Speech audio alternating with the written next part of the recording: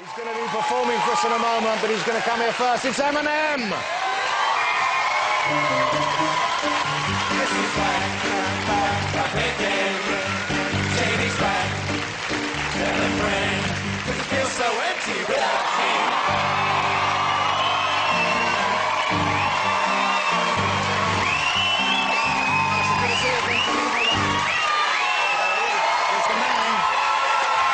Guess who's back?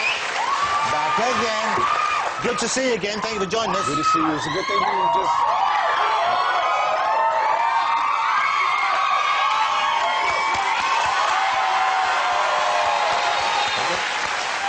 We're sending you some love.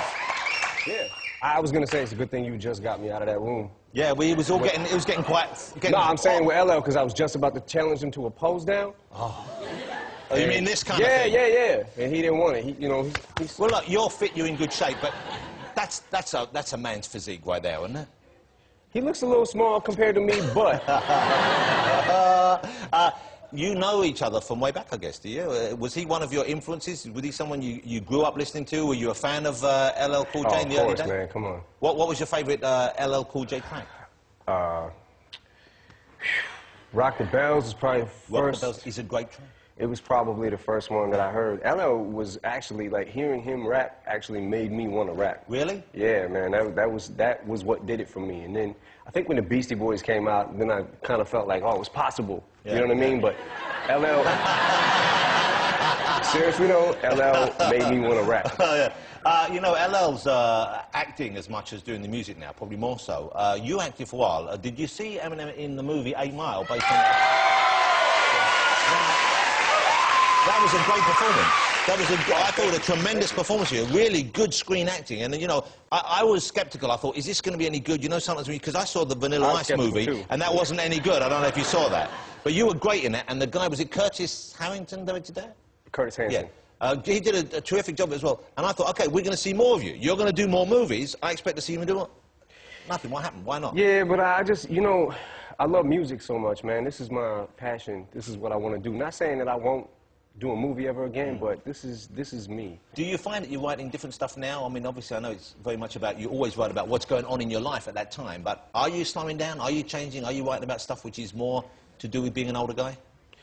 Well, I don't know about that, but I am definitely, I think I've definitely changed the direction from the last record, from Relapse to this record. I think I went a little bit different direction. Now, Relapse, okay, it sold like 3 million copies, I think, and you won a Grammy for it? Yeah. But then I read somewhere you're not happy with it. You weren't particularly pleased with it. Now, what does it take to make you pleased with something? It's like the biggest selling rap album of the last...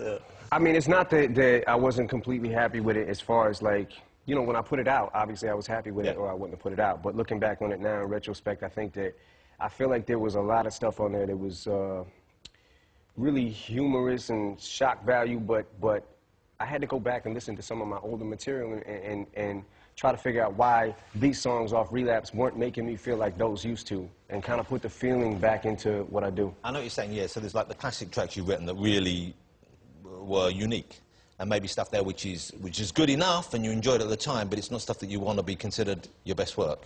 Well, it's one of those albums that I think Relapse, you can listen to it straight through, and there's a lot of, I think there's a lot of funny moments, humorous things, but there's a lot of punchlines and jokes and things like that. But I think that once you listen to it once, it's kind of like, at least I felt like the joke's over. I see what you're saying. So it's not something that you can continuously really listen to over and over and over. But I always like the stuff that your stuff is funny, as well as sometimes being intense. You know, it's very funny. There's always the jokes in it. So I'm hoping there will still be in the new album. Oh, I mean, this album definitely, you know, I don't think I missed anything with the humor. There's definitely some humor in it, but also I felt like, you know, I felt like I wanted to, okay, that was, you know, Relapse was cool, like there was a lot of funny things on it, but now I want to get serious for a minute and, you know, just put some emotion back into what I'm saying. Do you always rap, or do you ever write songs that you would sing?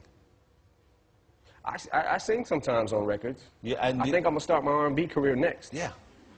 You know, like a real kind of like a stylistics track or something like that, you know?